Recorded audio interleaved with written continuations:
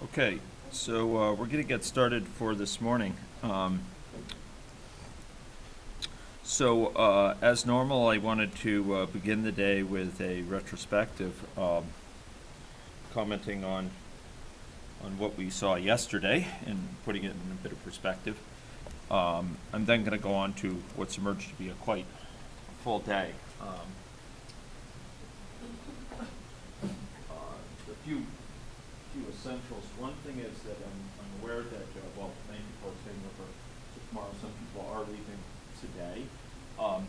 The TAs and more broadly the volunteers here are glad to take care of your taxi arrangements, both in the capacity of getting your flight time, figuring out, given traffic conditions here in town, what the best time for you to leave is so that you're comfortable with the amount of time you spend at the airport.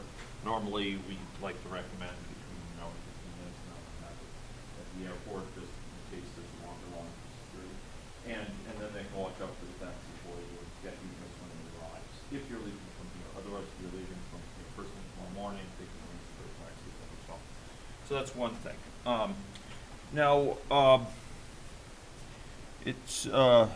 Saskatchewan is a location with as I noted, a measure of seasonal variability in its weather. And about this time of year, there's a touch of fall that's sometimes in the air. You get that occasional cold wind or what have you, and it's notable that all months in Saskatchewan, except for July, have experienced frost. And it's quite routine to have the first one about now. Maybe a few days later, although with the warming climate, that's been retreating quite a bit in weeks. And my friends who do a lot of hiking in the north and so on tell me that you have to be extra careful around bears at this time because bears are kind of getting down to business. They know they've got to get ready for the fall. They've got to get ready for the winter, more to the point. Get their fat stores up and get ready for hibernation. And so they're looking to get the extra prey that they can to build up their fat stores. They've got to get down to business, as you put it. And in reflecting on the schedule for today, I realized we have to get down to business. We really have to focus on a few absolute essentials that are needed. That I feel that if you were to go out without them, you'd be at a real disadvantage. A lot of other stuff we'll be covering. I'll be giving lectures tomorrow on practices, etc.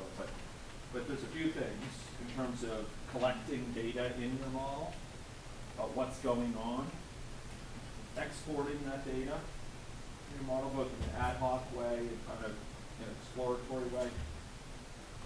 That's an essential. A little glimpse at how you build user interfaces for your model at the level of the agent, at the level of the full model when it's running, or in the experiment. I want to be sure we get that, some calibration.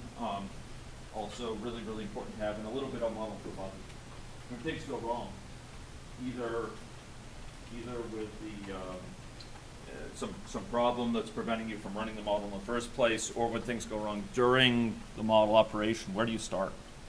What are some rules of thumb? How can you make a bit of progress against that?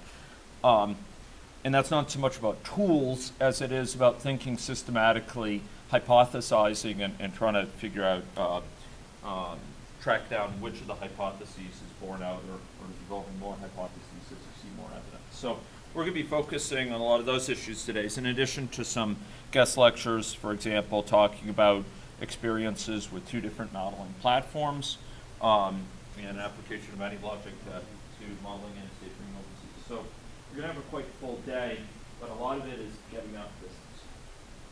I got to get you certain essentials. This morning, particularly, I'm just going to be loading you up with what I hope will be very practical tools that you can bring going out into the world to work with any logic. Okay, but before that, a retrospective on yesterday. So